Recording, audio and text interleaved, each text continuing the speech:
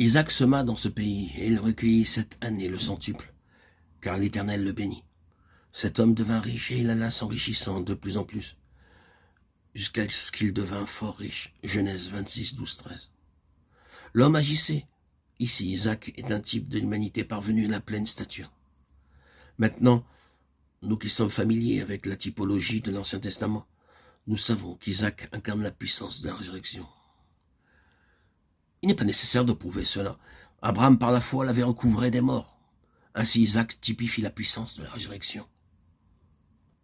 Et sur la base de la résurrection, Isaac s'adonne à l'agriculture, domaine dans lequel, plus que dans tout autre, la résurrection est la loi prédominante. À cause de ce principe, il est devenu très prospère.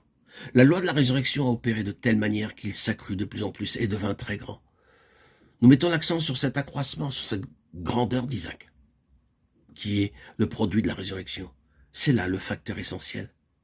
Il connaît dans sa propre personne, dans sa propre histoire, dans son expérience, dans son être même, le pouvoir de la résurrection.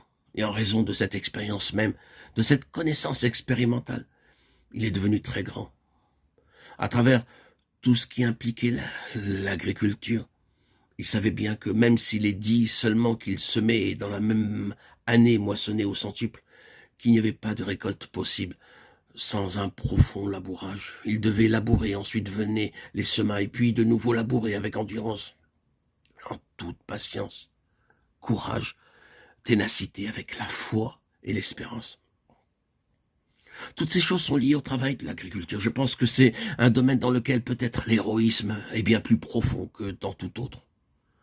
Considérons le dur travail du laboureur quand les semailles sont dévastées par une nuit d'orage et qu'il doit recommencer de nouveau. Cela coûte quelque chose. Il faut qu'il y ait quelque chose en vous avant de mettre quelque chose en terre. Car vous n'allez pas recevoir de la terre à moins que cela ne soit en vous-même. Ce qui vient de la terre sera la conséquence de ce qui est en vous, de la puissance de la résurrection. Vous devez croire dans la puissance de la résurrection pour être un bon agriculteur, surtout dans les jours d'orage et d'adversité, quand tout était ruiné. Isaac connaissait la puissance de la résurrection. Maintenant, qu'est-ce que cela produit dans sa situation? Qu'est-ce qui compte avant tout pour l'homme dans le domaine particulier de la vie? C'est un immense souci pour la reproduction et pour l'accroissement. C'est là le secret de la pleine croissance spirituelle, cette réelle préoccupation triomphante et puissante pour l'accroissement et la reproduction.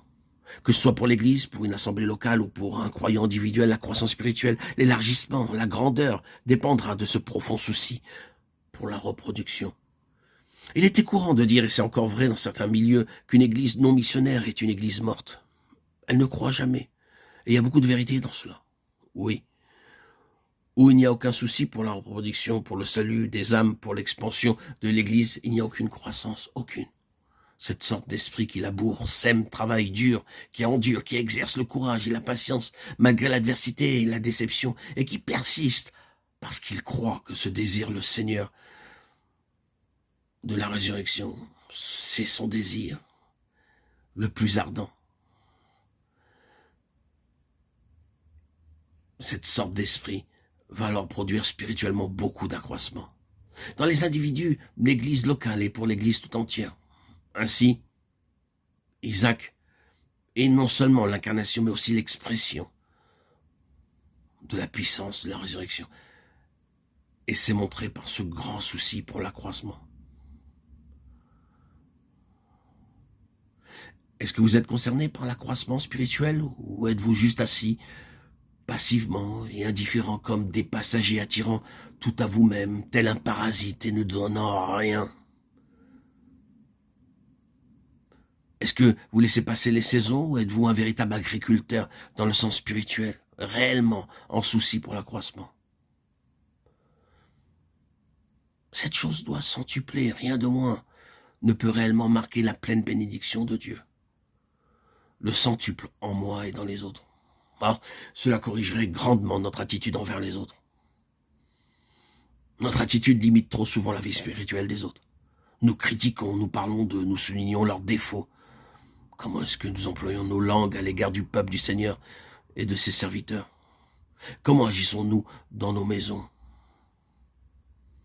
Est-ce directement en rapport avec la croissance du peuple de Dieu? Ou parlons-nous de ses défauts ou de ses limitations? Quelle est notre attitude? Sommes-nous de vrais Isaac, concernés par leur croissance, par leur accroissement sans rien faire en parole ou en acte, ou de toute autre manière qui entraverait la croissance spirituelle des individus ou de l'Église? C'est une chose très pertinente. Vous pouvez être sûr que si vous utilisez votre langue au détriment du peuple de Dieu, votre propre croissance spirituelle sera compromise. Vous éclipsez votre stature spirituelle. Nous serons des gens petits, méprisables, de petite stature spirituelle. Ah, puissions-nous croître. Et nous croîtrons si nous avons un cœur élargi pour l'accroissement spirituel.